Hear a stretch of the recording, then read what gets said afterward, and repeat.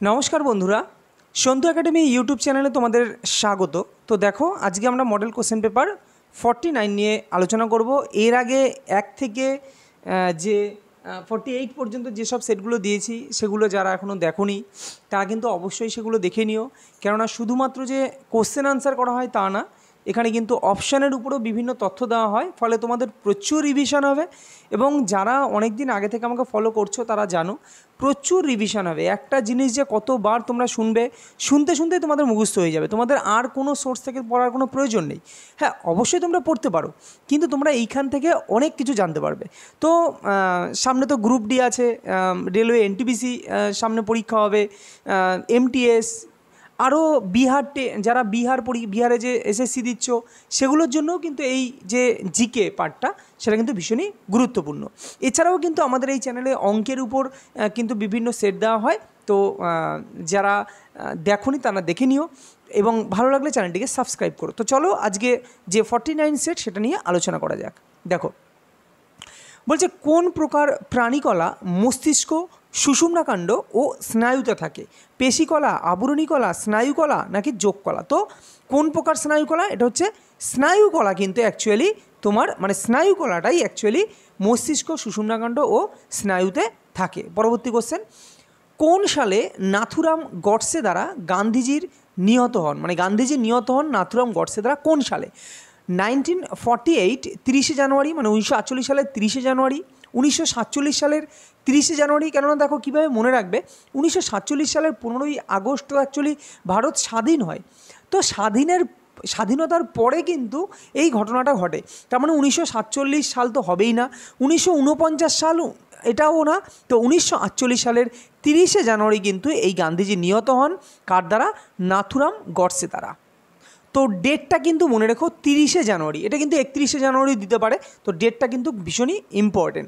এর সাথে সাথে দেখো এছাড়াও 1947 সালে কয়েকটা ঘটনা ঘটেছিল, যেটা হচ্ছে তোমার 1947 সালের যে 3রা জুন মাউন্ট ব্যাটেন যে প্ল্যান সেটা এসেছিল, লর্ড মাউন্ট ব্যাটেনের পরিকল্পনা, মাউন্ট ব্যাটেন প্ল্যান, সেটা 1947 সালের 3রা জুন। তারপরে ইন্ডিয়ান ইন্ডিপেন্ডেন্স যে অ্যাক্ট, যেটা পাকিস্তান গঠন, সেটা 1948 সালের কিন্তু 18ই জুলাই। ওকে, আর 15ই আগস্ট তো ভারত স্বাধীন হয় এবং 14ই আগস্ট তার আগের দিন পাকিস্তান স্বাধীন হয়, সেটা তোমরা সকলেই জানো। নরসিংহম কমিটি নিচের কোনটির সঙ্গে জড়িত? ভোজ্য তেলের মূল্য কাঠামো, নাবার্ড গঠন, 4 স্তর বিশিষ্ট ব্যাংকিং ব্যবস্থা নাকি কর কাঠামো সংস্থা? তো right answer option number C, অর্থাৎ 4 স্তর বিশিষ্ট ব্যাংকিং ব্যবস্থা, এটা কিন্তু নরসিংহম কমিটির সঙ্গে জড়িত। এর সাথে এই যে ভোজ্য তেলের যে মূল্য কাঠামো, এটা কোন কমিটির সুপারিশে যে ভোজ্য তেলের মূল্য একটা নির্দিষ্ট কাঠামো করা হবে, এটা কোন কমিটির সুপারিশে? এটা কিন্তু লাহিড়ী কমিটি। তো এইগুলো যতবার পড়বে তত মনে থাকবে, শুধু রিভিশন দিতে হবে তোমাদের। আমি প্রতিদিন দেওয়ার চেষ্টা করি, কিন্তু অনেক সময় সুযোগ হয়ে ওঠে না, বিভিন্ন কাজে থাকি। তো প্রতিদিন না হলে আমি কিছুদিন মানে 2-1 দিন বা একদিন অন্তর অন্তর আমি দেওয়ার চেষ্টা করি। তো এইগুলো তোমরা যদি একদিন অন্তর অন্তর তোমরা এই 50টা করে জিকে পড়ো, তাহলেও কিন্তু তোমাদের প্রচুর রিভিশন থাকবে। তো ভোজ্য তেলের মূল্য কাঠামো, এটা হচ্ছে কি লাহিড়ী কমিটি। যদি বলি কর কাঠামো, আচ্ছা নাবার্ড গঠনে তো বহুতবার বলেছি, শিবরমন কমিটি, তাই না? এবং ষষ্ঠ পরিকল্পনা, তাই না? ষষ্ঠ পরিকল্পনায় কিন্তু মানে ষষ্ঠ পরিকল্পনা বলতে তোমার কোনটা বোঝাচ্ছে? ওই যে সেই যে পঞ্চবার্ষিকী পরিকল্পনা যেটা, তো ষষ্ঠ পঞ্চবার্ষিকী পরিকল্পনায় কিন্তু এই নাবার্ড গঠিত হয়েছিল এবং কোন কমিটির সুপারিশে? শিবরমন কমিটির সুপারিশে। তারপরে তোমার কর কাঠামো সংস্কার, এটা কিন্তু কেলকার কমিটি। কি কর কাঠামো সংস্কার হচ্ছে কেলকার কমিটি, ভোজ্য তেল লাহিড়ী কমিটি, নাবার্ড গঠন তোমার হচ্ছে শিবরমন কমিটি, আর 4 স্তর বিশিষ্ট ব্যাংকিং ব্যবস্থা এটা হচ্ছে Narasimham committee. Next question, Hariprasad Chaurasia নিম্নের কোন বাদ্যযন্ত্রের সঙ্গে তিনি পরিচিত? তবলা, সরোদ, বাঁশি, সেতার। তিনি কিন্তু বাঁশি বাদ্যযন্ত্রের সঙ্গে পরিচিত হচ্ছে হরিপ্রসাদ চৌরাশিয়া। সর্বপ্রথম অনগ্রসর সম্প্রদায়ভুক্ত ব্যক্তিরূপে ভারতের প্রধানমন্ত্রী পদ অলঙ্কৃত করেন কে? নরেন্দ্র দামোদর দাস মোদী, মোরারজি দেশাই, এইচ.ডি. দেবগৌড়া নাকি গুলজারিলাল নন্দ? তো মনে রাখবেন, নরেন্দ্র দামোদর দাস মোদী আমাদের বর্তমান 3বারের তিনি প্রধানমন্ত্রী। তো বর্তমান যে প্রধানমন্ত্রী নরেন্দ্র দামোদর দাস মোদী, তিনি কিন্তু সর্বপ্রথম অনগ্রসর সম্প্রদায়ভুক্ত ব্যক্তিরূপে ভারতের প্রধানমন্ত্রী পদ অলঙ্কৃত করেন। এটা কিন্তু খুব গুরুত্বপূর্ণ কোশ্চেন। নিচের কোনটি একটি পশম উৎপাদনকারী ভেড়ার উদাহরণ? শাহিওয়াল, দেখো শাহিওয়াল তোমরা জানো এটা হচ্ছে দুগ্ধ উৎপাদনকারী যে গরু গাভী, তো সেটা হচ্ছে শাহিওয়াল। লাল সিন্ধি, মালাবারি নাকি গাদ্দি? গাদ্দি অ্যাকচুয়ালি গাদ্দিটা নামটা খেয়াল নেই, তবে এর যে অ্যান্সার, এর সঠিক অ্যান্সার তো তোমাদের বলে দিই, সঠিক সরি গাদ্দি বলছি, মালাবারি। মালাবারিটা মনে হয় ভেড়া, এই ভেড়া না, মালাবারি হচ্ছে একটা নাম খেয়াল নেই, তো এর অ্যান্সার হবে গাদ্দি। গাদ্দি কিন্তু পশম উৎপাদনকারী ভেড়ার উদাহরণ, কিন্তু মালাবারি এটা খুব গুরুত্বপূর্ণ, আমার এই মুহূর্তে খেয়াল নেই। মালাবারি, লাল সিন্ধি এগুলো কিন্তু খুব ইম্পর্টেন্ট। তো এইগুলো কিসের জন্য বিখ্যাত, কি তৈরির জন্য বিখ্যাত, মানে পশম নাকি ধরো দুগ্ধ নাকি মাংস উৎপাদন, সেইগুলো কিন্তু দেখে রেখো। ভারতীয় রেলওয়ে এর যাত্রীবাহী যে রেল কামরা, তো যাত্রীবাহী রেল কামরা নিম্নলিখিতদের মধ্যে কোথায় তৈরি হয়? কাপুরথালা, চিত্তরঞ্জন, পেরাম্বুর নাকি বেঙ্গালুরু? তো যাত্রীবাহী যে রেল কামরা সেটা কিন্তু কাপুরথালায় তৈরি হয়। ওকে, যাত্রীবাহী রেল কামরা কোথায় তৈরি হয়? সেটা হচ্ছে কাপুরথালা। বিরসা মুন্ডা স্টেডিয়াম কোথায় অবস্থিত? জামশেদপুর, বিলাসপুর, রায়পুর নাকি রাঁচি? তো বিরসা মুন্ডা স্টেডিয়াম কিন্তু রাঁচিতে অবস্থিত। নেক্সট, 100 কেজি ভরের কোনো বস্তুকে 15 মিটার উপরে তুলতে কী পরিমাণ কার্য করতে হবে? তো এর আগেও কিন্তু আমি এই টাইপের অঙ্ক করিয়েছি। তো ফর্মুলা কি? ডব্লু অর্থাৎ কৃতকার্য ইকুয়াল টু কি mgh, W equal to mgh। তাহলে এম এখানে কত বলেছে? 100 কেজি। তো 100, এখানে কেজি আছে মানে এসআই একক, মিটার মানে এসআই একক, তো মিটার মানে 15 মিটার উঁচু। আচ্ছা, এখানে এইচের মান 15 বসিয়ে দিলাম, আর জি এর মান হচ্ছে কত? 9.8।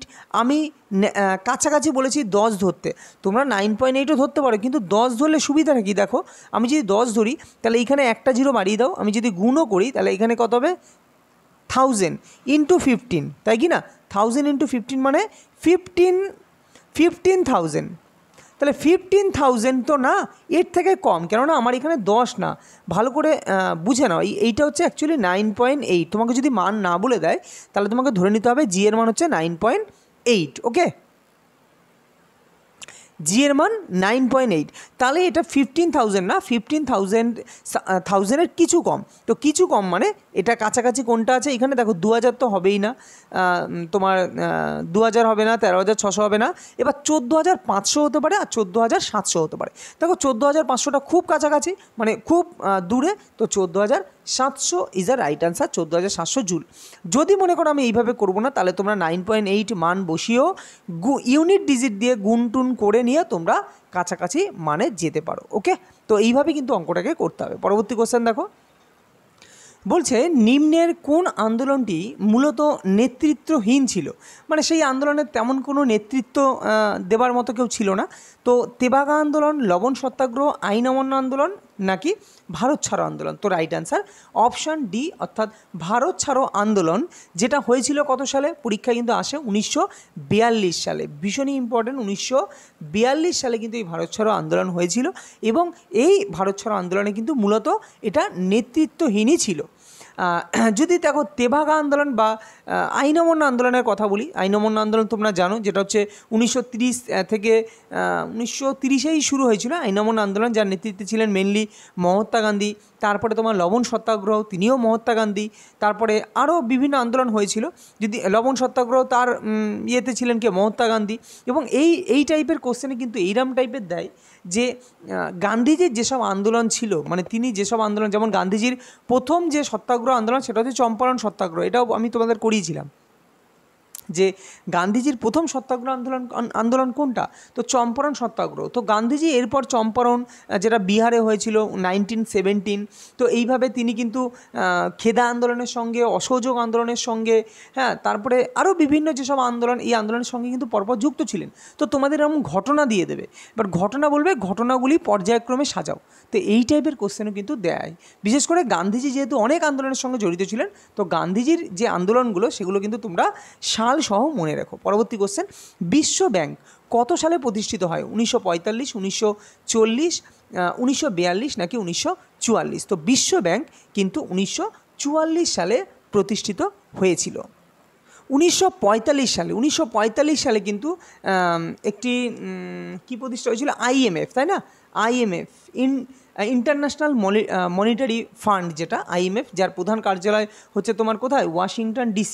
তো এই IMF কিন্তু প্রতিষ্ঠা হয়েছিল 1945 সালে, এবং তখন সদস্য সংখ্যা সেটা খেয়াল নেই। যাই হোক, 1945 সালে IMF, 1944 সালে তো বললাম বিশ্বব্যাংক, এবং তারপরে পরপর জিনিসগুলো তৈরি হয়েছিল, যেমন ওয়ার্ল্ড ট্রেড অর্গানাইজেশন।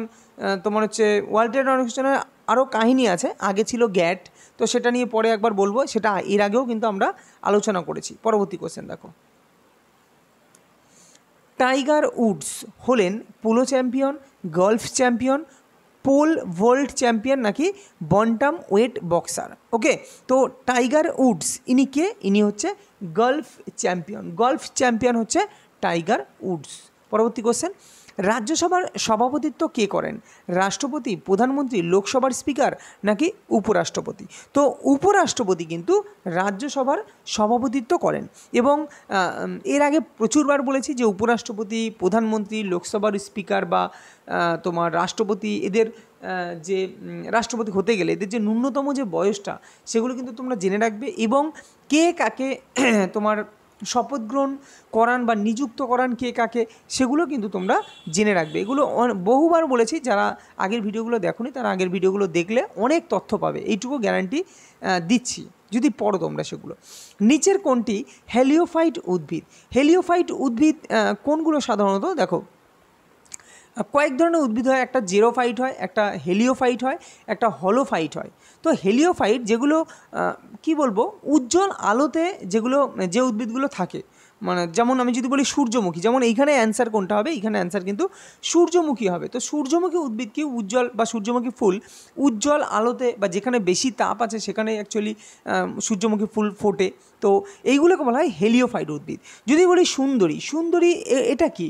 সুন্দরী হচ্ছে তোমার হচ্ছে সুন্দরী, গরান, গেওয়া, এগুলো হচ্ছে হলোফাইট উদ্ভিদ, যেখানে কর্দমাক্ত জলাভূমি থাকে, হ্যাঁ, কাদাকার জলাভূমি থাকে, সেটা হচ্ছে হলোফাইট উদ্ভিদ।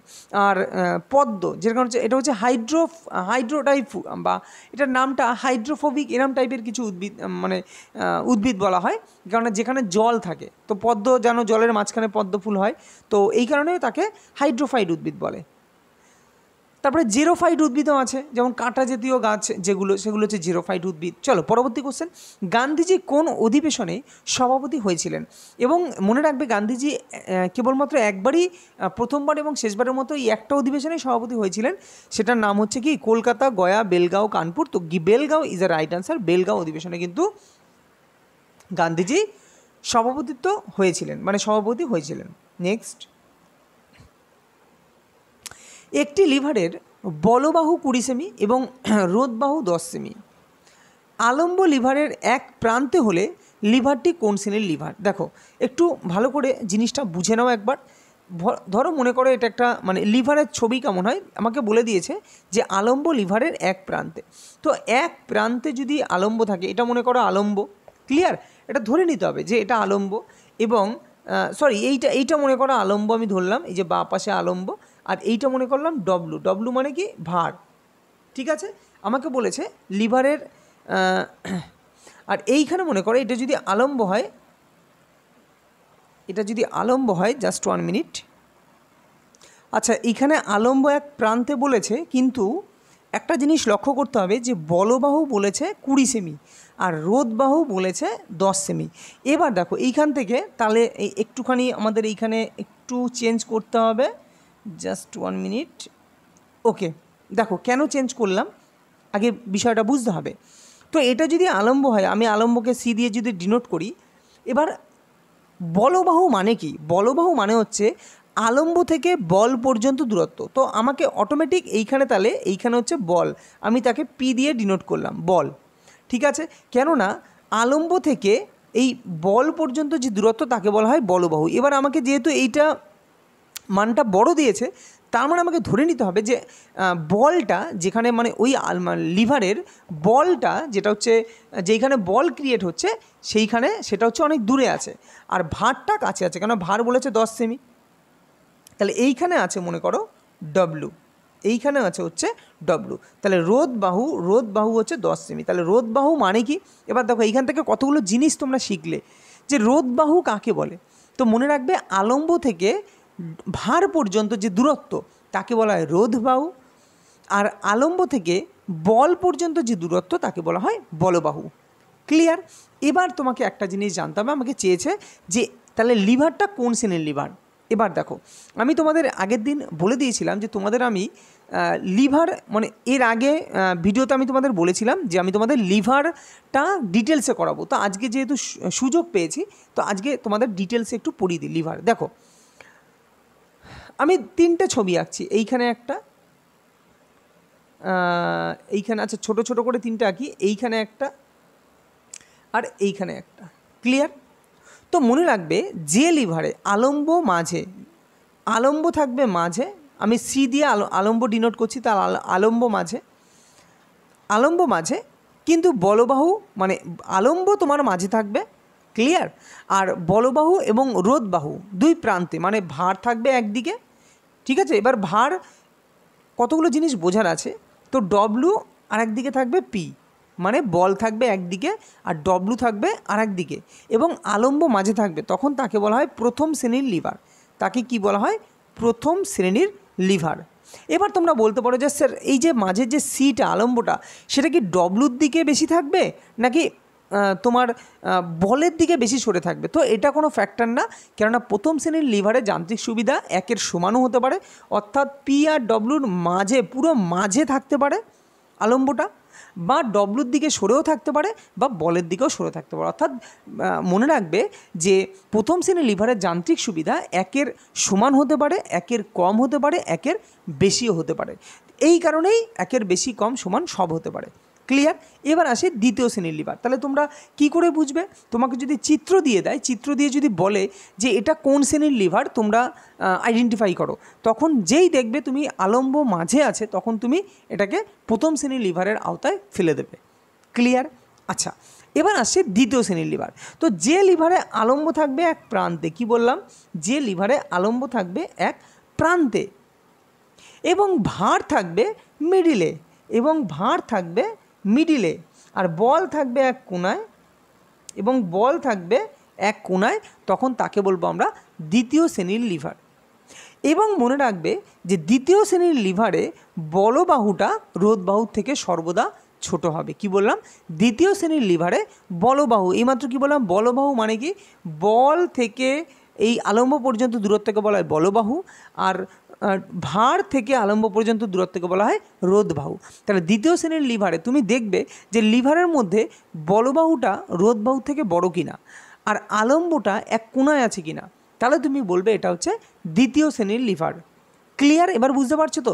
যেমন দ্বিতীয় শ্রেণীর লিভারের যদি আমি একটা তোমাকে উদাহরণ বলি, তাহলে তুমি আরও ক্লিয়ার পেয়ে যাবে, আরও ক্লিয়ারিটি পাবে যে কোনগুলো তাহলে দ্বিতীয় শ্রেণীর লিভার হয়। যদি বলি নৌকার দ্বার বা মানুষের হাত ছেড়ে দাও, আমি যদি বলি জাতি, তোমাকে যদি জাতি বলি, দেখো জাতি তোমরা দেখেছো কি না, সুপুরি কাটার যে জাতি মাঝে সুপুরি বসানো হয়। সুপুরিটা তো অ্যাকচুয়ালি ভার না, তো সুপুরিটা দেখবে মাঝে বসানো হয়। আলম্ব কোনটা?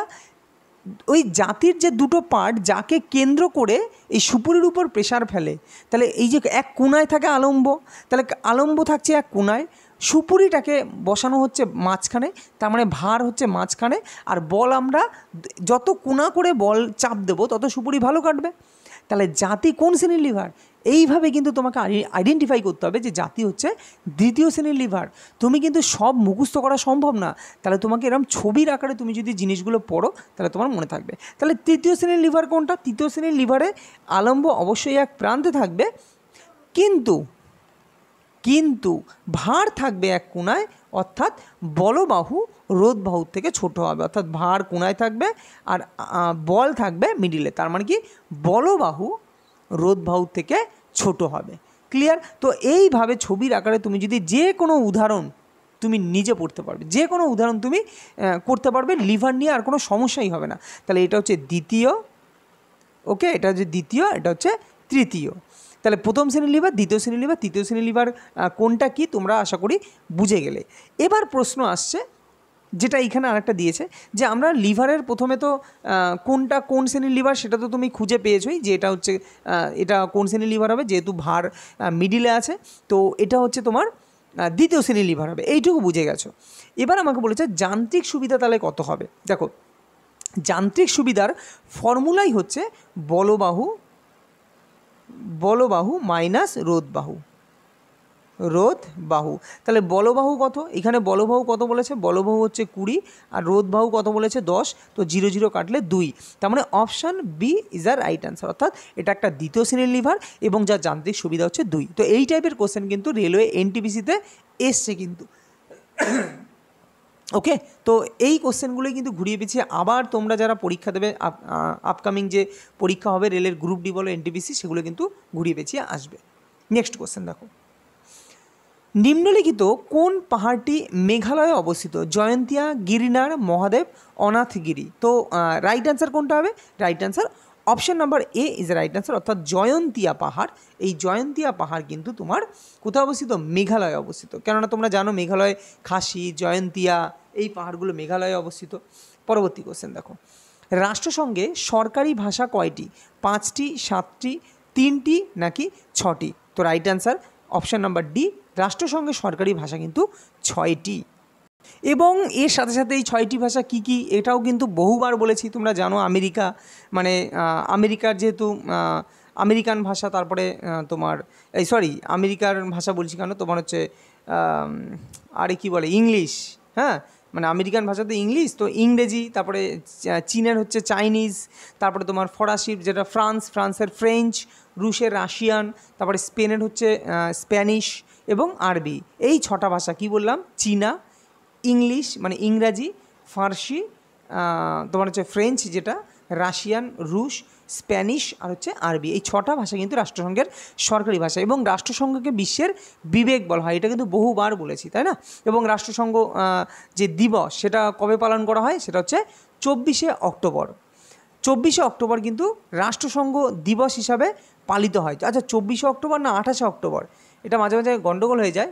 24শে অক্টোবরে ঠিকই 1945 1945 24শে অক্টোবর কিন্তু অ্যাকচুয়ালি তোমার আনুষ্ঠানিকভাবে যেহেতু রাষ্ট্রসংঘ কার্যকর হয়, তো এই কারণে 24শে অক্টোবর দিনটিকে রাষ্ট্রসংঘ দিবস হিসাবে পালন করা হয়। পরবর্তী কোশ্চেন, নিম্নলিখিত কোনটি শিক্ষিত বেকার যুবকদের জন্য একটি সংযুক্ত পরিকল্পনা? প্রধানমন্ত্রী রোজগার যোজনা, স্বর্ণজয়ন্তী সহকারী রোজগার যোজনা, ন্যাশনাল সোশ্যাল অ্যাসিস্ট্যান্ট স্কিম নাকি কোনোটিই নয়? তো right answer option number A, প্রধানমন্ত্রী রোজগার যোজনা কিন্তু একটি শিক্ষিত বেকার যুবকদের জন্য সংযুক্ত পরিকল্পনা। নেক্সট কোশ্চেন, কত নং ধারায় রাষ্ট্রপতি পুনর্নিয়োগের ব্যবস্থার কথা বলা আছে?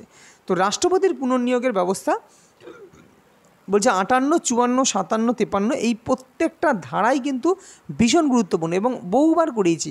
তো রাষ্ট্রপতির যে পুনর্নিয়োগের ব্যবস্থা সেটা কিন্তু 57 নং ধারায় কিন্তু বলা আছে। 58 নং ধারায় কী বলা আছে? যোগ্যতাবলীর কথা বলা আছে। এবং 54 নং ধারায় যেটা হচ্ছে তোমার রাষ্ট্রপতি নির্বাচনের কথা বলা হয়েছে, আর নির্বাচন পদ্ধতির কথা বলা হয়েছে হচ্ছে 55 নং ধারা, মানে রাষ্ট্রপতি নির্বাচন করাতে হবে, এটা আছে 54 নং ধারায়। আর 55 নং ধারায় কী আছে? রাষ্ট্রপতি নির্বাচন পদ্ধতি। 57 নং তো বললাম। আর 58 নং ধারায় তোমার 58 নং ধারায় তো বললাম, কিন্তু 53 নং ধারা দিলাম, 53 নং ধারায় কিছু আছে, যাই হোক এই মুহূর্তে মাথায় আসছে না। এবং এর সাথে আর একটা জিনিস জেনে রাখো যে 60 নং যে ধারায় সেটা হচ্ছে শপথ গ্রহণ, রাষ্ট্রপতির শপথ গ্রহণ কত নং ধারায়? 60 নং। আর 61 নং ধারায় কিন্তু রাষ্ট্রপতির ইমপিচমেন্ট অর্থাৎ পদচ্যুতির কথা কিন্তু বলা আছে। তো এই ধারাগুলো কিন্তু মনে রাখবে, পরীক্ষায় ঘুরিয়ে পেঁচিয়ে কিন্তু আসে। মরীচিকা একটি সদ্বিম্ব, অসদ্বিম্ব, জলাশয়ের গাছের প্রতিবিম্ব নাকি জলাশয়? তো মরীচিকা হচ্ছে একটি অসদ্বিম্ব। পরবর্তী কোশ্চেন, দাক্ষিণাত্যের সবচেয়ে বড় নদী কোনটি? মহানদী, গোদাবরী, কৃষ্ণা, কাবেরী? তো right answer option number B, Godavari কিন্তু দাক্ষিণাত্যের সবচেয়ে বড় নদী তোমার হচ্ছে গোদাবরী, এবং গোদাবরীকে দক্ষিণের গঙ্গাও বলা হয় এই কারণে। পরবর্তী কোশ্চেন, দক্ষিণ ভারতের গঙ্গা।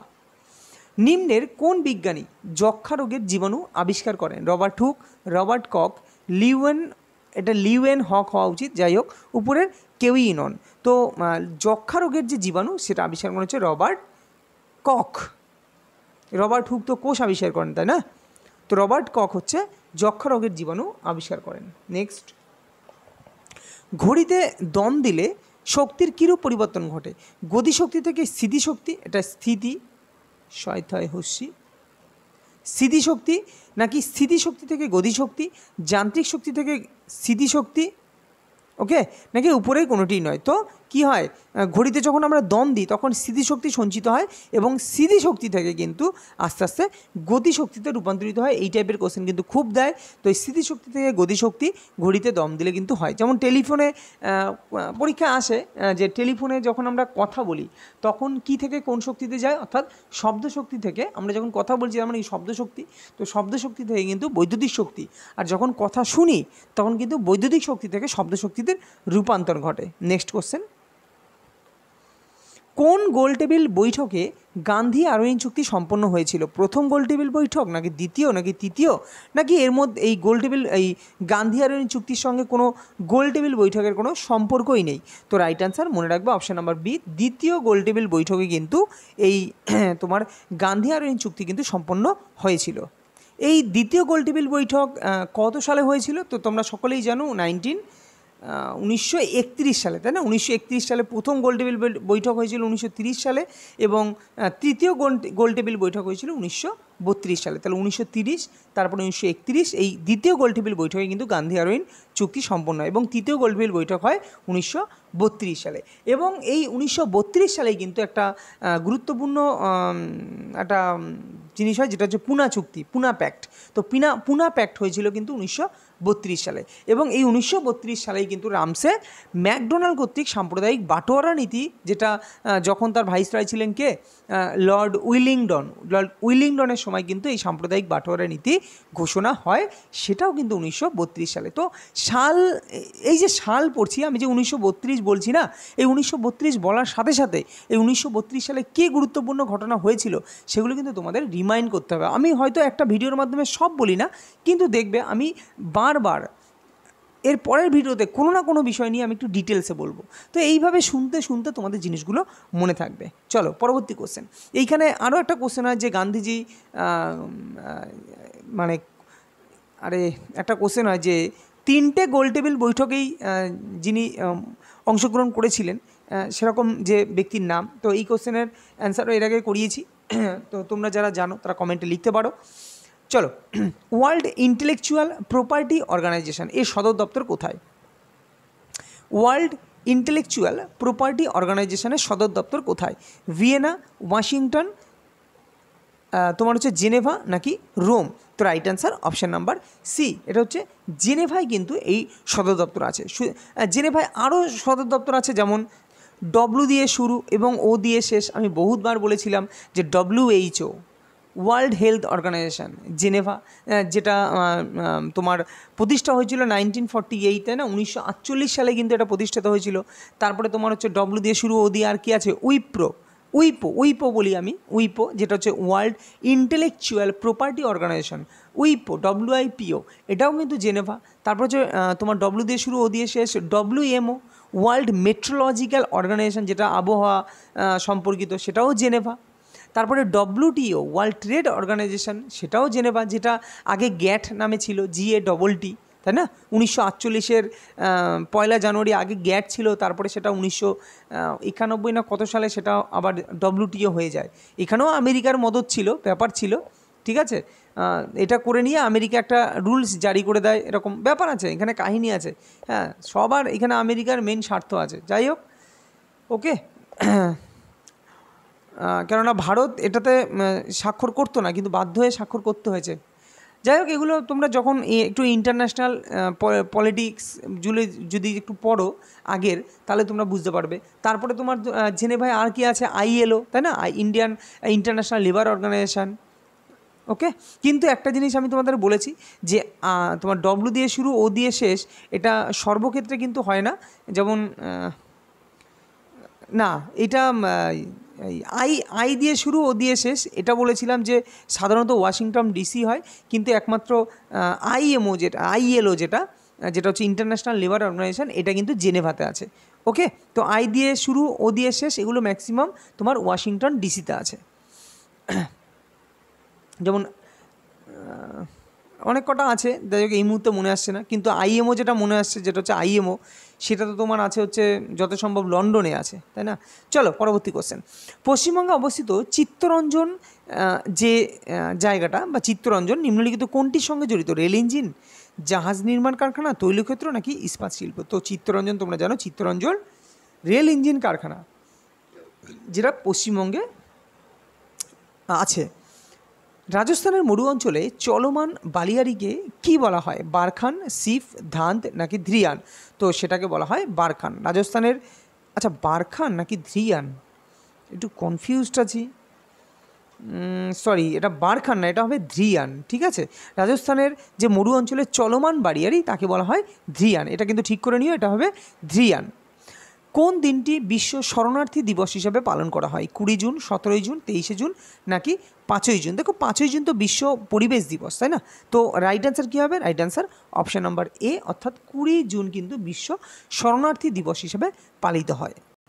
17ই জুন কী হয়? 17ই জুন কিন্তু তোমার হচ্ছে মরুভূমি ও শুষ্কতা দিবস, এরকমই কিছু আছে 17ই জুন। 20 জুন তো বিশ্ব শরণার্থী, তারপরে 23শে জুন হচ্ছে তোমার রাষ্ট্রসংঘ লোকসভা দিবস, এটা কিন্তু 23শে জুন।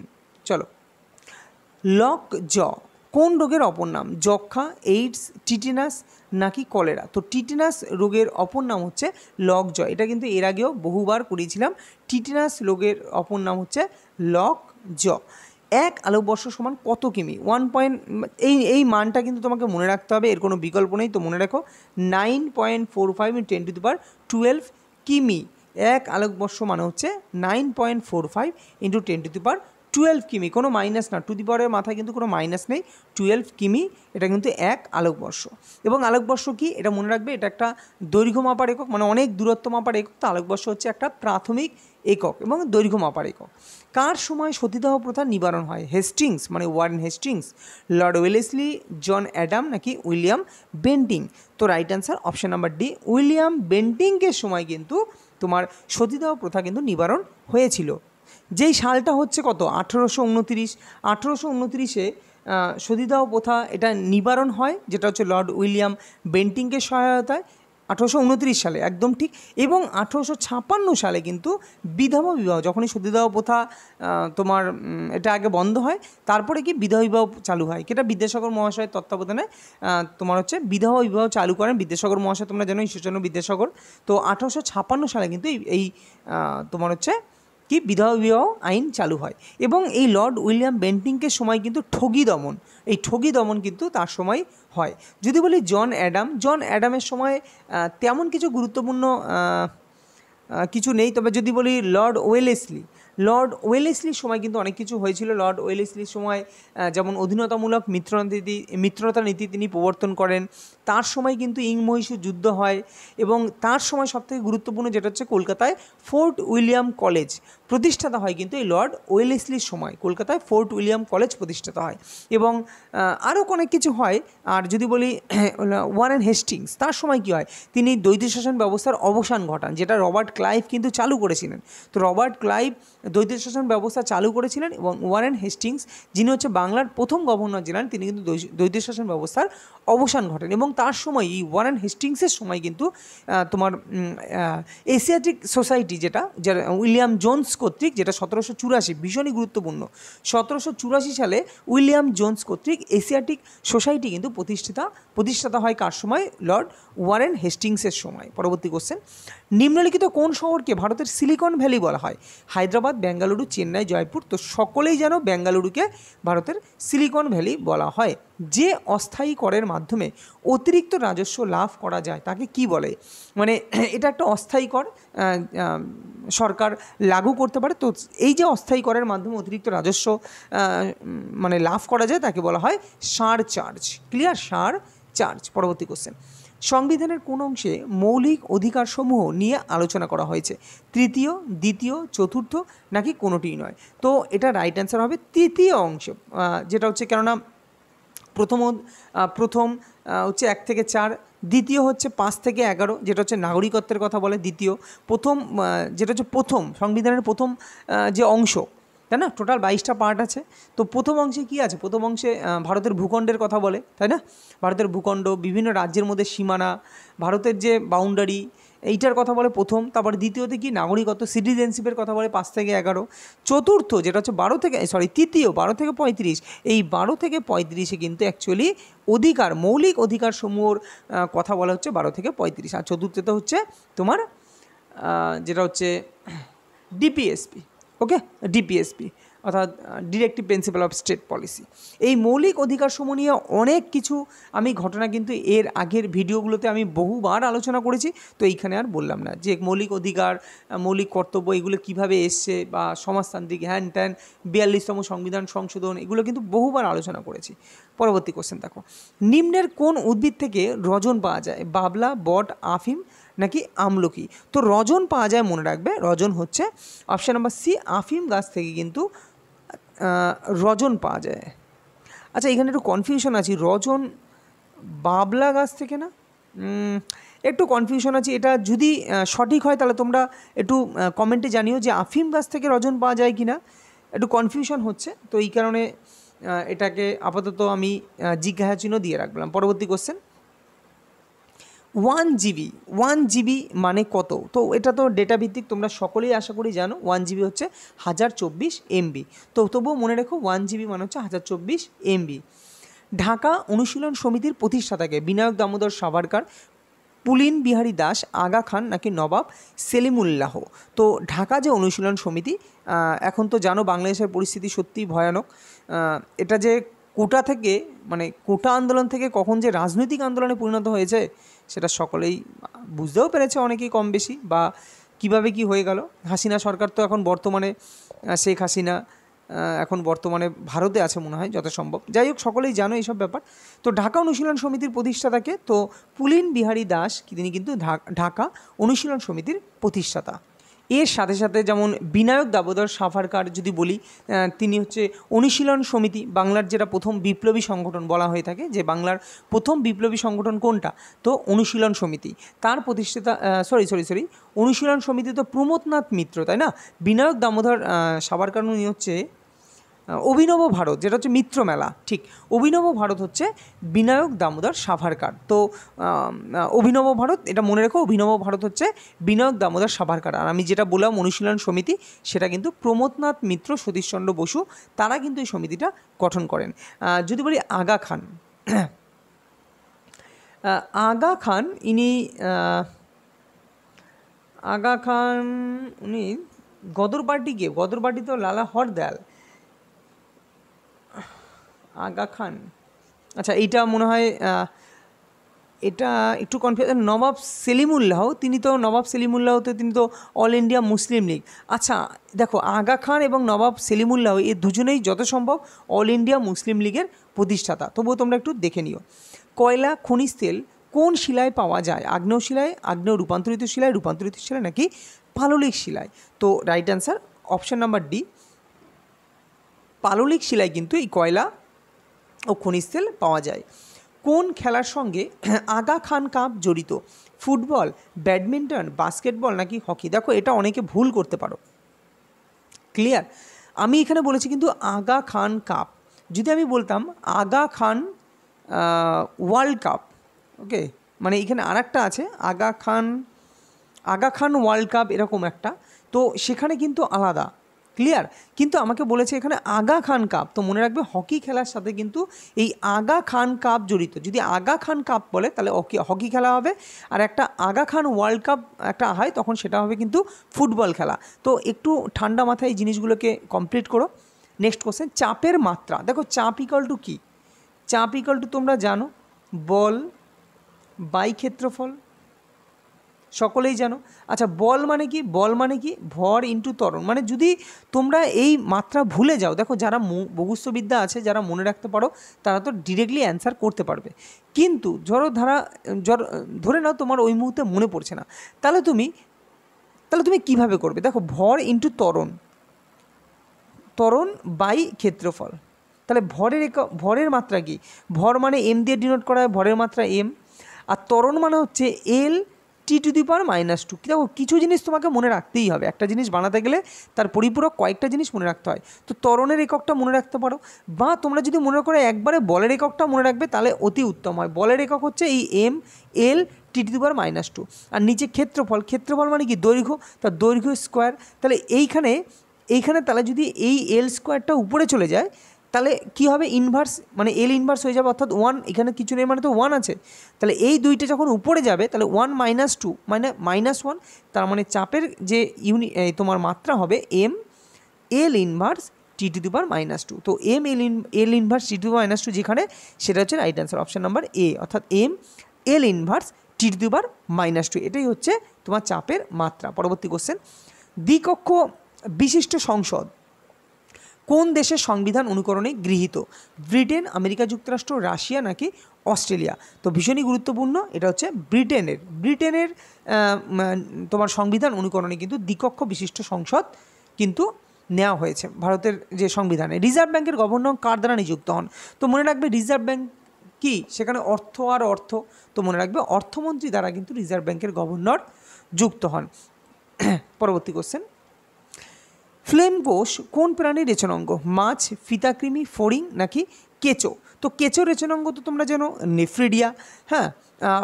মাছের রেচনাঙ্গ আলাদা, তো ফিতাকৃমি পড়ে আছে, তো ফ্লেম কোষ হচ্ছে ফিতাকৃমির রেচনাঙ্গ হচ্ছে ফ্লেম কোষ। পরবর্তী কোশ্চেন, পুষ্কর হ্রদ কোন রাজ্যে অবস্থিত? খুবই দেখো, পুষ্কর মেলা মনে পড়ছে, পুষ্কর মেলা যেটা রাজস্থানে অবস্থিত, তাহলে পুষ্কর মেলা সেইখানেই তো পুষ্কর হ্রদ থাকবে না, তো পুষ্কর হ্রদও কিন্তু আছে হচ্ছে রাজস্থানে। পশ্চিমবঙ্গে একটা বিখ্যাত হ্রদ আছে, নাম হচ্ছে মিরিক হ্রদ না মেরেক হ্রদ, কিন্তু পশ্চিমবঙ্গে অবস্থিত। এগুলো কিন্তু মনে রেখো। জম্মু কাশ্মীরে কোন হ্রদ আছে? ডাল হ্রদ, সেগুলো জানো, তো এগুলো নিয়ে আর বললাম না।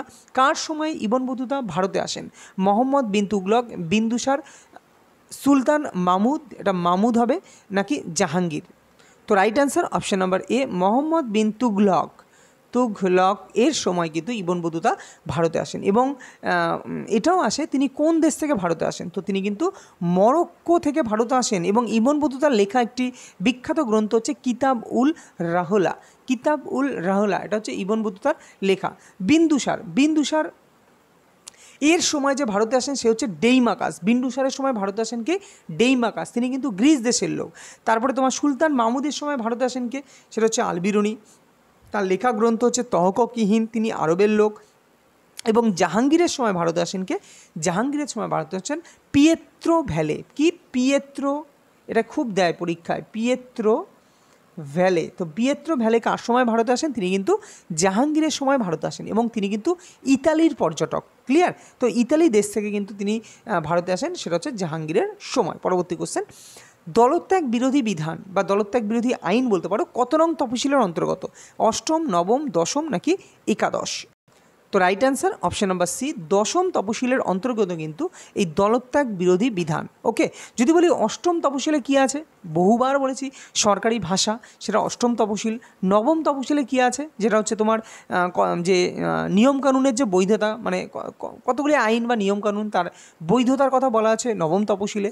এবং দশম তপশিল তো আছেই। আচ্ছা, একাদশ তপশিলে কী বললাম?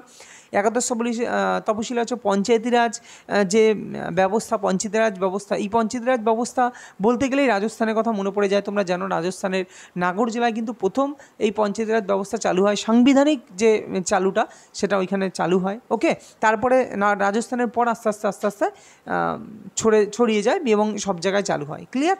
আর বারোতম যে তপশিলি যেটা আছে, তপশিলি আছে, সেটা হচ্ছে নগরপালিকা মানে কি? পৌরসভার যে ক্ষমতা, তার কর্তৃত্ব, হ্যাঁ, তার যে দায়িত্ব, সেটা নিয়ে দশম তপশিল কথা বলা হয়। ওকে, দশম বলি যেন, দ্বাদশ তপশিল। ওকে, চলো, নিচের কোনটি একটি এককবিহীন রাশি? এককবিহীন রাশি মানে যার কোনো একক নেই। আপেক্ষিক গুরুত্ব, মনে রাখবে আপেক্ষিক গুরুত্বের কিন্তু কোনো একক নেই। আপেক্ষিক গুরুত্ব, পারমাণবিক গুরুত্ব, পারমাণবিক ভর, এদের কোনো একক নেই, তাই এদের বলা হয় এককবিহীন রাশি। কিন্তু স্মরণ, দৈর্ঘ্য, দ্রুতি এদের সবারই কিন্তু একক আছে। 1 ডিগ্রি দ্রাঘিমার পার্থক্যে সময়ের পার্থক্য হয় 4 সেকেন্ড, 1 ঘন্টা, 4 মিনিট নাকি 15 মিনিট? তো 1 ডিগ্রি দ্রাঘিমার পার্থক্যে সময়ের পার্থক্য কিন্তু 4 মিনিট। এগুলো কিন্তু মনে রাখতে হবে। নিম্নের কোন শ্বেতরক্তকণিকা অ্যান্টিবডি উৎপাদনে সাহায্য করে? বেসোফিল, ইউসিনোফিল, লিম্ফোসাইট নাকি নিউট্রোফিল। তো কোন শ্বেতরক্তকণিকা অ্যান্টিবডি উৎপাদনে সাহায্য করে? তো লিম্ফোসাইট শ্বেতরক্তকণিকা কিন্তু অ্যান্টিবডি উৎপাদনে সাহায্য করে। তো নেক্সট আজকে এইটুকুই। তো এই হচ্ছে আমাদের 49 যে সেট আমরা আলোচনা করলাম এটাই। তো যদি ভিডিওটা ভালো লাগে তো ভিডিওতে লাইক করো, শেয়ার করো, কমেন্ট করো, আর ভালো লাগলে চ্যানেলটিকে সাবস্ক্রাইব করো। এবং এই সন্তু একাডেমি যে এই নামেই কিন্তু আমাদের একটা টেলিগ্রাম চ্যানেল আছে, সেখানে কিন্তু আমরা পিডিএফ দিয়ে দেবো। তোমরা সেখান থেকে পিডিএফ সংগ্রহ করে পিডিএফ থেকে তোমরা অ্যান্সার করে নিয়ে আমার ভিডিওর সাথে তোমরা অ্যান্সারগুলো মেলাতে পারো। কে কতগুলো অ্যান্সার করছো, কার প্রিপারেশান কেমন, সেটা কিন্তু তোমরা নিজেরাই জাজমেন্ট করতে পারো, বা আমার কমেন্ট বক্সে কিন্তু দিয়ে দিতে পারো তোমরা কতকে অ্যান্সার করতে পারছো। দেখা হবে পরবর্তী কোনো ভিডিওতে। ততক্ষণ ভালো থেকো, সুস্থ থেকো।